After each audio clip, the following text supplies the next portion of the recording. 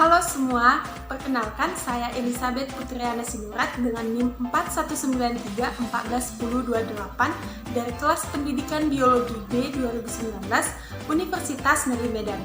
Di sini saya akan memaparkan materi untuk memenuhi tugas mata kuliah Pendidikan Pancasila oleh Bapak Dedi Ardiansyah dengan judul Pengaruh Aplikasi TikTok Terhadap Moral Remaja.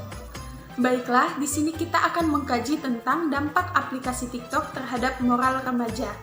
Yang pertama, kita harus memahami apakah itu TikTok dan dari manakah asalnya. TikTok adalah aplikasi musik video dan juga jejaring sosial yang berasal dari negara Cina. Aplikasi TikTok ini menjadikan ponsel kita mirip dengan studio berjalan, di mana aplikasi TikTok ini memiliki banyak efek-efek yang menarik dan cantik sehingga dapat kita gunakan untuk membuat video yang menarik dengan mudah. Selanjutnya, kita akan membahas bagaimana sejarah aplikasi TikTok ini di Indonesia dan bagaimanakah aplikasi TikTok ini membawa pengaruh yang sangat besar terhadap moral remaja di Indonesia.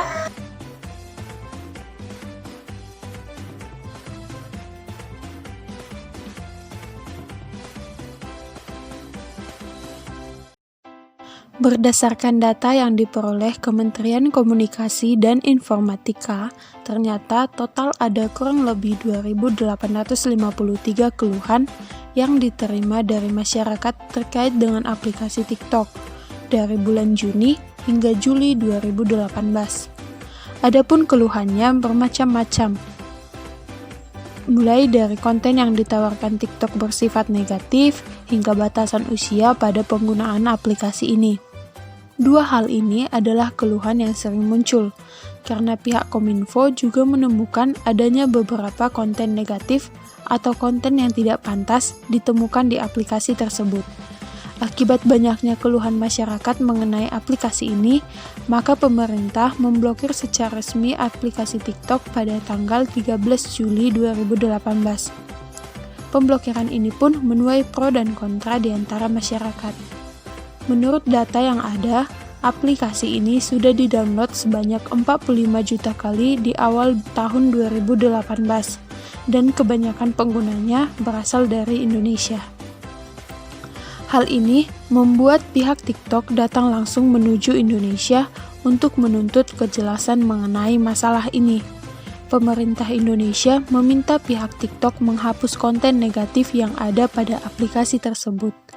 Banyaknya syarat yang diberikan oleh pihak Indonesia membuat pihak TikTok merombak dan memperbaharui aplikasi mereka. Sikap dari pihak TikTok yang kooperatif dan langsung membuat perubahan membuat pemerintah Indonesia memberikan apresiasi dan akhirnya aplikasi ini dibuka kembali pada tanggal 10 Juli 2018.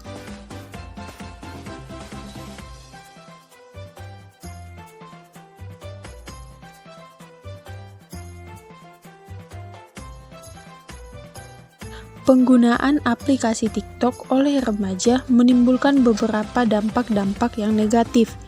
Yang pertama, remaja menggunakan aplikasi TikTok pada saat belajar, pada saat ibadah, dan pada saat di sekolah, dan pada saat mereka sedang merasa bosan. Aplikasi TikTok ini menjadi suatu aplikasi yang menjadi sangat penting bagi mereka, di mana melalui aplikasi ini mereka menyalurkan apapun yang mereka rasakan dan membagikannya ke media sosial. Remaja tersebut merasa bahwa dengan membagikan video tadi kepada orang lain dapat melihat apa yang dia lakukan dan membuat citranya menjadi lebih baik di mata orang. Kasus lain yang ditemukan yaitu pada saat terjadi musibah atau kecelakaan di jalan raya. Bukannya prihatin dan membantu korban, mereka malah sibuk merekam dan membagikannya. Menjadi artis TikTok. Menjadi artis TikTok seolah-olah menjadi suatu kebanggaan oleh mereka karena memiliki banyak pengikut dan dikenal oleh banyak orang. Remaja berusaha agar mampu menarik perhatian pengguna lainnya atau penikmat aplikasi ini. Sangat baik jika remaja membuat konten-konten positif dan viral. Namun, kebanyakan dari mereka malah mencari popularitas dengan cara yang salah. Ada yang berani tampil beda dengan menjual tampang cute atau membuat pose-pose aneh hingga memperlihatkan keseksian atau kebodohan, dengan tujuan video TikTok milik mereka mendapatkan banyak perhatian, like, dan komentar. TikTok sebenarnya adalah aplikasi yang sangat bagus jika dimanfaatkan dengan baik. Namun, dengan fenomena TikTok yang kita lihat sekarang, membuat aplikasi ini menjadi suatu sumber masalah, karena menjadi salah satu penyumbang rusaknya moral generasi muda di Indonesia. Dampak negatif yang ditimbulkan ini pun tentu sangat bertentangan dengan nilai-nilai Pancasila. Remaja cenderung menjadi lebih egois dan hanya memikirkan diri sendiri. Berkurangnya nilai gotong royong dan tidak peka terhadap lingkungannya. Perilaku narsisme cenderung mengunggulkan dirinya, merasa dirinya teramat baik, kagum pada dirinya sendiri, membutuhkan sanjungan dari lingkungan sekitarnya, dan tidak peka dengan kebutuhan atau perasaan orang lain.